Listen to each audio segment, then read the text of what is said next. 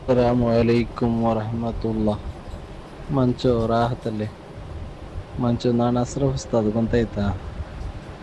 പിന്നെന്തു ಮಂಚು ನಾನು ಬಾರಿ ಅವರು ಕುಡುಕಲು ಕುടുങ്ങിರೆ ನಂಡೆ ನಾನು ಅಗ കിട്ടുമ്പത്തു നിവൃത്തി ഇല്ലാണ്ട് ನಾನು ಲೋನ್ എടുത്തിരി ചെന്നിങ്ങാകെ പാതിൽ ബാക്കി ആവിടും ചെന്ന് ആൾമാരെല്ലാം ചൊന്നാറ് എനിക്ക് ലോൺ കിട്ടല്ലോ ഉസ്താ വർഗ ജാഗല്ലേ എന്താവല്ല നിങ്ങൾ ലോൺ എടുക്കോറും അങ്ങനെ ಬ್ಯಾಂಕುമായിട്ടുള്ള ഒഴിവാട്ട് ಬೇಡ ചെന്ന് എൻ്റെ മനസ്സിൽ ಇಂತು പിന്നെ ചൊല്ലുമ്പത്തേക്കല്ലോ ഓർക്കത്ത് ആകെ ആവിടെങ്കിൽ ആവട്ട് പിന്നെ ആക്കടെ പച്ചൊന്ന് അങ്ങനെല്ലാം വിചാരിച്ചിട്ട് പിന്നെ ഞങ്ങളെ പഴയാക ಬೂಳ ಕೈಡು പഴയ ಅವತ್ತಲು ಏನು ಅದರ ರಿಪೇರಿ ಆಕಡೆ വേണ്ട ಚೊಂತೆಲ್ಲ പുതിയത് കെട്ടിയിട്ട് അത് ನಾನು ലോൺ എടുത്തത് വലിയ എന്താണ് അപ്പം ನಾನು കെട്ടിയിട്ട് ലോണ് ഇപ്പായിത്തിക്കിട അതിരെ ಅವರು വലിയ ಅವರು ಬ್ಯಾಂಕುമായിട്ടുള്ള ഒഴിവാട്ടൊരു വിഷയത്തിൽ ಗೊತ್ತಾവിടും. ഇപ്പോൾ 6 ലക്ഷം രൂപ ನಾನು എടുത്തില്ല ബാങ്കിൽ 6 ലക്ഷം രൂപ എന്ത് ലോൺ എടുത്തിട്ട് അതിപ്പോൾ 2018 മേല് എടുത്ത ലോണ് 6 ലക്ഷം രൂപ. ನಾನು ഒന്ന് എൻ്റെ ബാങ്ക് പോയിട്ട് അതിലെ ഒന്ന് നോക്കാം എന്തായിട്ട് ലോണിൻ്റെത് തിങ്കൾ ലോൺ കിട്ടിയിട്ടുണ്ടല്ലേ. അങ്ങനെ പോയിട്ട് നോക്കുമ്പോഴത്തേക്ക് എൻ്റെ ലോണിൻ്റെ ನಾನು എടുത്ത പൈസമേ അവിടെ ഇതായിട്ടില്ല. ನಾನು കെട്ടിട്ടത് എല്ലാം ഇൻട്രസ്റ്റിಗೆ പോയിട്ടുള്ള എന്നിട്ട് ഇപ്പോൾ 6 ತಾರೀಕಿಂದು തോളം ಏನು ನಾನവിടെ ಏನು ಕೆಟ್ಟೋದು ಉಂಟು ಇತ್ರದೊಳಗೆ ಕೆಟ್ಟಿയത് ಆಯ್ತല്ലേ ಏನು ನಾನು ನಕ್ಕ ಕ್ಲೋಸ್ ಹಾಕಿಡೆಂಗೆ ಬ್ಯಾಂಕ್ ಇಡದು ಏನು ನಾನು എന്താക്കണുള്ള ഇണ്ടത്തെ ഡേറ്റിൽ 6,83,000 രൂപ 83,418 രൂപ ನಾನು ಬೆಳೆದು ಇങ്ങനെ കേട്ടെ എത്ര ഉണ്ട് ನಾನು അതുവരെ ക്ലോസ് ആക്കിടെങ്ക അല്ലെങ്കിൽ ഉണ്ട് അത് ഇനി എത്ര കെട്ടൊക്കെ കിട്ടും ചൊന്ത്. അപ്പോൾ മാനേജറാണ് ചൊന്ത് 6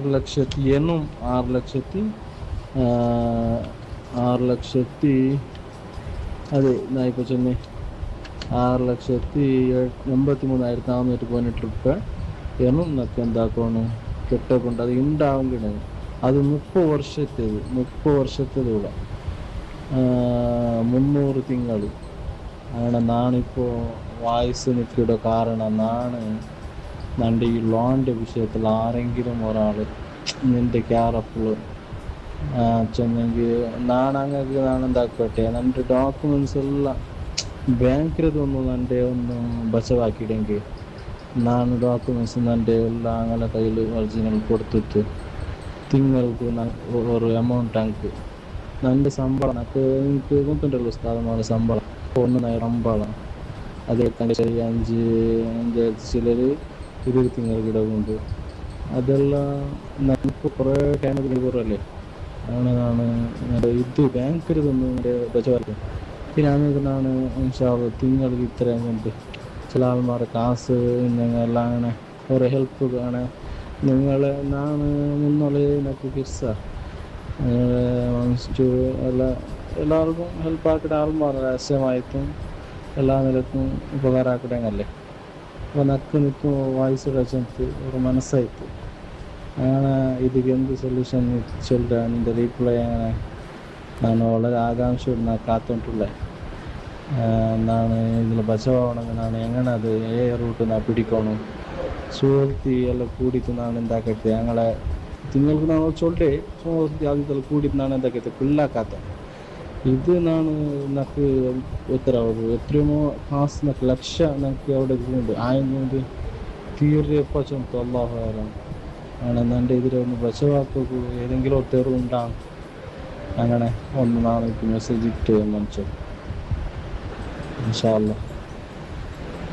ಇದು ಮುಂಗೇಟಲ್ಲಿ ಲುಕ್ಮಾನ್ ನಕ್ಕೆ ಉಸಾದರೆ ಮರಣ ಅದು ಉಸಾದರೆ ಪರ್ಸನಲ್ ಬಟ್ ಈ ವಿಷಯത്തിൽ ജണ്ട് വിഭാഗ റിയലായിട്ട് ഈ സമൂഹത്തെ കട്ടക്കട്ടൽ നിൽക്കണായി പണ്ട് ജണ്ട് വിഭാഗ ഒന്ന് ഫൈനാൻസ് രംഗം നോക്കൊരു 18 എടുത്ത് ഹൗസ് ലോണ് ഇനിയും അതിലെടുത്ത് അസിൽ 6 lakh ಬಟ್ ഇപ്പോൾ ಇತರ ವರ್ಷ ಕೆಟ್ಟಿಟ್ಟು ಇದು 26 ഇത്ര വർഷം കെട്ടിയിട്ടും അങ്ങ് 6,80,000 കെട്ടുകൊണ്ട് ചൊല്ലാറ് ഒന്നത് എന്നൊന്നും വിഭാഗമായിട്ട് ഞങ്ങൾ എല്ലാ ಆಡಳಿತ ಕಮಿಟಿಗೆ ನೋಕರು ಹೌಸ್ ಚೊಲ್ಡು ನೋಕರು 11,000 ಸಂಬಳ ಇಲ್ಲ ನೀವು ಜಸ್ಟ್ ಒಂದು ಕೌಂಟ್ ಹಾಕೋರು 11,000 ಸಂಬಳ சொன்னீங்க நாளுக்கு 360 ரூபாய் 365 ரூபாய் சம்பளம் ஒரு பானிபூரி விற்கிறவனுக்கும் நாளுக்கு 1,500 2,000 ப்ராஃபிட் ஆக்குறோம் பானிபூரி விற்கிறாங்க மேஸ்திரி பண்ணி ஆக்குறாங்க எத்தனை 1,200 குரடி பண்ணல இப்போ ஒரு ரேட் நோக்கு நீங்கள் ஒரு லிட்டர் ஃபியூலுக்கு 110 ರೂಪಾಯಿ ಉಂಟು ಕೇಟನ್ ಚೊಲ್ಲಾರು ಉತ್ಸಾಹದಲ್ಲಿ ಬರ್ಕತ್ತುಂಟು ಅಂತ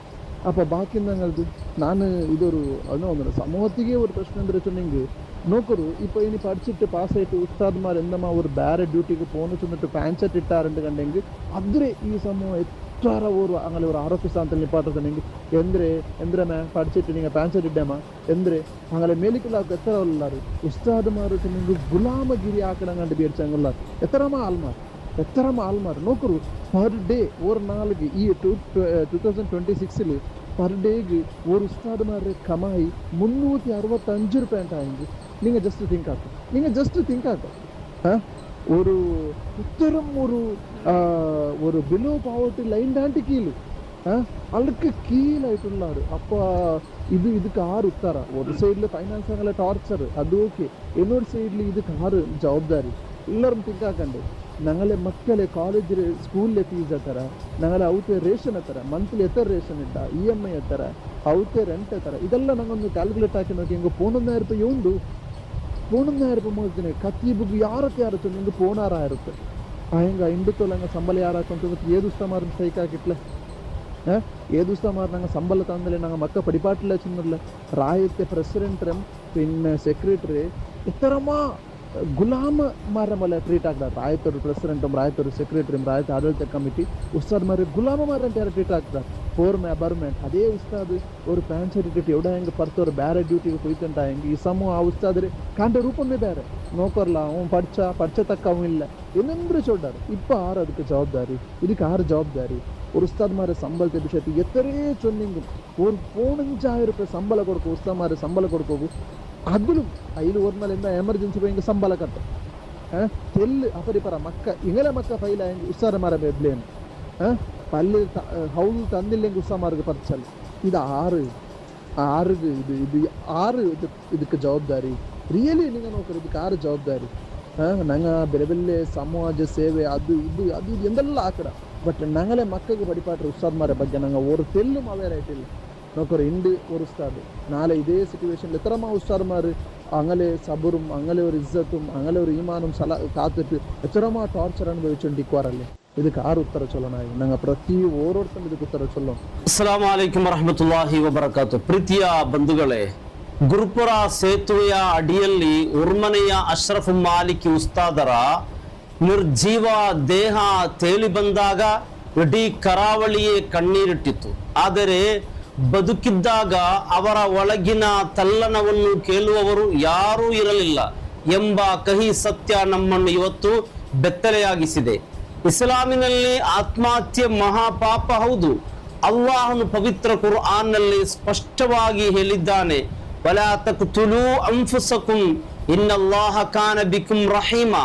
ನಿಮ್ಮ ಆತ್ಮವನ್ನು ನೀವೇ ಕೊಲ್ಲಬೇಡಿರಿ, ಖಂಡಿತವಾಗಿಯೂ ಅಲ್ಲಾಹನು ನಿಮ್ಮೆಡೆಗೆ ಅತ್ಯಂತ ಕರುಣಾಮಯ ಆಗಿದ್ದಾನೆ. ಆದರೆ ದೀನಿನ ಅರಿವಿದ್ದ ಒಬ್ಬ ಉಸ್ತಾದ್ ಇಂತಹ ಕಠಿಣ ನಿರ್ಧಾರ ಕೈಗೊಳ್ಳಬೇಕಾದರೆ ಅವರ ಒಳಗಿನ ನೋವು ಕೇವಲ 11,000 ಸಂಬಳದಲ್ಲಿ ಇಡೀ ಕುಟುಂಬ ನಡೆಸಿ ಸಾಲದ ಬ್ಯಾಂಕ್ ಕಂತು ಕಟ್ಟಲಾಗದ ಅಸಹಾಯಕತೆ ಎಷ್ಟಿರಬಹುದು ಎಂದು ಯೋಚಿಸಿದರೆ ಕಣ್ಣೀರು ತಡೆಯಲು ಸಾಧ್ಯವಿಲ್ಲ. ಪಾಪ ನೋಡಿ, ಯಾಕಂದರೆ ಹಿಂದೊಮ್ಮೆ ಪ್ರವಾದಿ ಸಲ್ಲಲ್ಲಾಹು ಅಲೈಹಿ ವಸಲ್ಲಮರ ಕಾಲದಲ್ಲಿ ತೀವ್ರವಾದ ಗಾಯ, ನೋವು ಮತ್ತು ಕಷ್ಟವನ್ನು ಸಹಿಸಲಾಗದೆ ಸ್ವಹಾಬಿಯೊಬ್ಬರು ಪ್ರಾಣ ಕಳೆದುಕೊಂಡ ಇತಿಹಾಸ ನಮಗಿದೆ. ಅಂದು ಆ ನೋವಿಗೆ ದೈಹಿಕ ಗಾಯ ಕಾರಣವಾದರೆ ಇಂದು ನಮ್ಮ ಉಸ್ತಾದರ ಮರಣಕ್ಕೆ ಈ ಸ್ವಾರ್ಥಿ ಸಮಾಜದ ಆರ್ಥಿಕ ಕ್ರೌರ್ಯ ಮತ್ತು ಮಾನಸಿಕ ಕಿರುಕುಳವೇ ಕಾರಣವಾಗಿದೆ.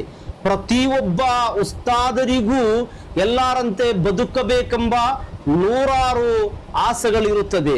ತನ್ನ ಮುದ್ದಿನ ಮಕ್ಕಳು ಇತರ ಶ್ರೀಮಂತರ ಮಕ್ಕಳಂತೆ ನಗುತ್ತಾ ಆಟವಾಡುವಾಗ ತಾನು ಅವರಿಗೆ ಮಾರುಕಟ್ಟೆಯಿಂದ ಹೊಸ ಬಟ್ಟೆಗಳನ್ನು ಆಟಿಕೆಗಳನ್ನು ಕೊಡಿಸಬೇಕು.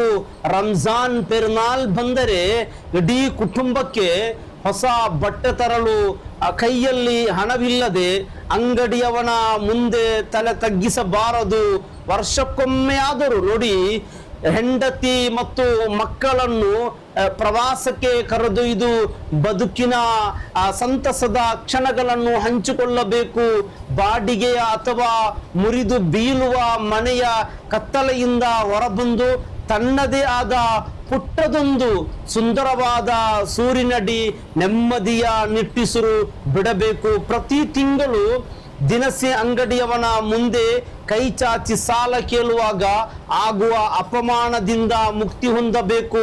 ಮಕ್ಕಳ ಶಾಲಾ ಫೀಸು ಕಟ್ಟಲು ಯಾರ ಮುಂದೆಯೂ ತಲೆ ತಗ್ಗಿಸದೆ ತಲೆ ಎತ್ತಿ ನಿಲ್ಲಬೇಕು. ವಯಸ್ಸಾದ ಹೆತ್ತವರಿಗೆ ಬೇಕಾದ ಬಲವರ್ಧಕ ಔಷಧಗಳು ಮತ್ತು ಹೆಂಡತಿಯ ಅನಾರೋಗ್ಯಕ್ಕೆ ಬೇಕಾದ ಚಿಕಿತ್ಸೆಯನ್ನು ಸಮಯಕ್ಕೆ ಸರಿಯಾಗಿ ಒದಗಿಸಬೇಕು.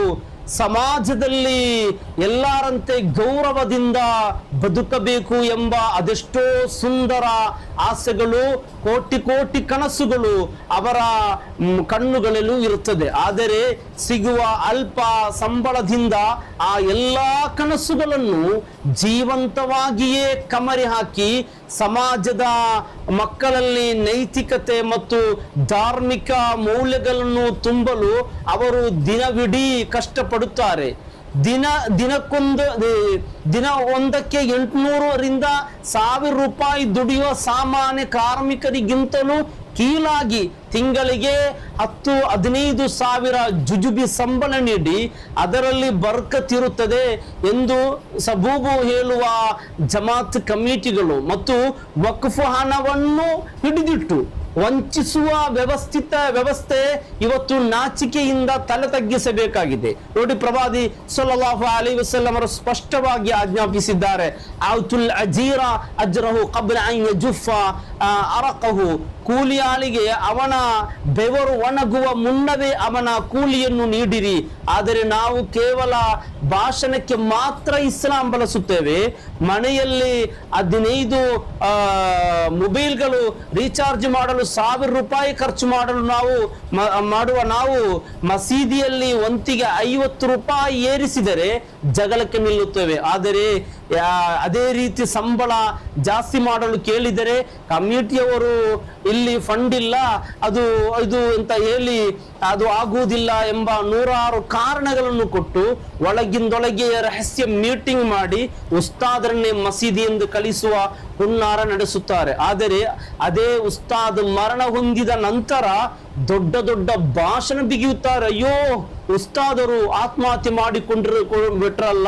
ಆತ್ಮಹತ್ಯೆ ಮಾಡಿದ್ರಲ್ಲ, ಅದು ತಪ್ಪಲ್ವಾ ಎಂದು ಮೊಸಳೆ ಕಣ್ಣೀರು ಸುರಿಸುವವರು. ನೋಡಿ, ಅತ್ಯಂತ ಅಸಹ್ಯಕರ ನಡವಳಿಕೆಯಾಗಿದೆ ಇದು. ಆದಾಗ್ಯೂ ಎಲ್ಲ ಜಮಾತ್ ಕಮಿಟಿಗಳು ಒಂದೇ ತರ ಇರುವುದಿಲ್ಲ. ಕೆಲವು ಉತ್ತಮ ಕಮಿಟಿಗಳು ಉಸ್ತಾದರ ಕಷ್ಟಗಳನ್ನು ಅರಿತು ಅತ್ಯಂತ ಗೌರವಯುತವಾಗಿ ನಡೆದುಕೊಳ್ಳುತ್ತಾರೆ. ನೋಡಿ, ಮತ್ತು ನಾನು ಈ ಸೇವೆ ಸಲ್ಲಿಸಿರುವ ಪ್ರಸ್ತುತ ಜಮಾತ್ ಕಮಿಟಿಯು ಕೂಡ ಉಸ್ತಾದರ ಬೆಲೆ ಬಲ್ಲವಂತಹ ಅತ್ಯಂತ ಆದರ್ಶಪ್ರಾಯವಾದಂತಹ ಕಮಿಟಿಯಾಗಿದ್ದು ಅವರು ನನ್ನ ಶ್ರಮಕ್ಕೆ ತಕ್ಕಂತೆ ಯೋಗ್ಯವಾದ ಹಾಗೂ ಗೌರವವಾದ ಸಂಬಳವನ್ನು ನೀಡುತ್ತಾರೆ. ಇದೇ ಮಾದರಿಯನ್ನು ಇಡೀ ಕಮಿಟಿಯ ಪ್ರತಿಯೊಂದು ಜಮಾತ್ ಕಮಿಟಿಯು ಕಡ್ಡಾಯವಾಗಿ ಅಳವಡಿಸಿಕೊಳ್ಳಬೇಕು. ಪ್ರೀತಿಯ ಸಹೋದರರೇ, ಇನ್ನು ಮುಂದೆಯಾದರೂ ಉಸ್ತಾದರ ಸಂಬಳ ಕನಿಷ್ಠ 30,000ದಿಂದ 35,000ಕ್ಕಿಂತ ಕಡಿಮೆ ಇರಬಾರದು ಎಂಬ ಕಟ್ಟುನಿಟ್ಟಿನ ಕ್ರಾಂತಿಕಾರಿ ನಿರ್ಧಾರವನ್ನು ಪ್ರತಿ ಮಸೀದಿಯ ವಾರ್ಷಿಕ ಸಭೆಯಲ್ಲಿ ಒಮ್ಮತದಿಂದ ಪಾಸ್ ಮಾಡುವುದೇ ಈ ದುರಂತಕ್ಕೆ ಇರುವ ಏಕೈಕ ಶಾಶ್ವತ ಪರಿಹಾರವಾಗಿದೆ. ಆದ್ದರಿಂದ ಜೀವ ಹೋದ ಮೇಲೆ ಕಂಬನಿ ಮಿಡಿಯುವ ನಾಟಕವಾಡುವುದು ನಿಲ್ಲಿಸಿ ಹಿಂದೆ ಎಚ್ಚೆತ್ತುಕೊಂಡು ನಮ್ಮ ನಡುವೆ ಬದುಕಿರುವ ಉಸ್ತಾದರ್ಗಳ ಬದುಕಿಗೆ ಆಸರೆಯಾಗಿ ನಿಲ್ಲೋಣ. ಇನ್ಶಾ ಅಲ್ಲಾ. ನೋಡಿ, ನಮ್ಮ ಉಸ್ತಾದರು ಅಲ್ಲಾಹ್ ರಬ್ಬ್ ಸುಬ್ಹಾನಹು ತಆಲ ಎಲ್ಲ ಪಾಪಗಳನ್ನು ಮನ್ನಿಸಿ ಅಲ್ಲಾಹ್ ರಬ್ಬ್ ಸುಬ್ಹಾನಹು ತಆಲ ಜನ್ನತುಲ್ ಫಿರ್ದೌಸ್ ನೀಡಲಿ. ಪ್ರತಿಯೊಬ್ಬ ಮುಸ್ಲಿಮರು ಹೃದಯ ಮುಟ್ಟಲ್ಲಿ ನಮ್ಮ ಸಮಾಜದಲ್ಲಿ ದೊಡ್ಡ ಬದಲಾವಣೆ ಉಂಟಾಗಬೇಕು. ಅಲ್ಲಾಹು ತೌಫೀಕ್ ನೀಡಲಿ. ಉಸ್ತಾದರ ಕುಟುಂಬಕ್ಕೆ ಅಲ್ಲಾಹು ಸಮಾಧಾನ ನೀಡಲಿ. ಎಲ್ಲವರು ಪ್ರಾರ್ಥಿಸಿ. ಅಲ್ಲಾಹು ಗಫಾರ್ ಆಗಿದ್ದಾನೆ. ಅಲ್ಲಾಹು ಉಸ್ತಾದರ ಸರ್ವ ಪಾಪಗಳನ್ನು ಮನ್ನಿಸಿ ಜನ್ನತುಲ್ ಫಿರ್ದೌಸ್ ನೀಡಲಿ. ಎಲ್ಲರೂ ಪ್ರಾರ್ಥಿಸಿ. ಅಸ್ಸಲಾಮು ಅಲೈಕುಂ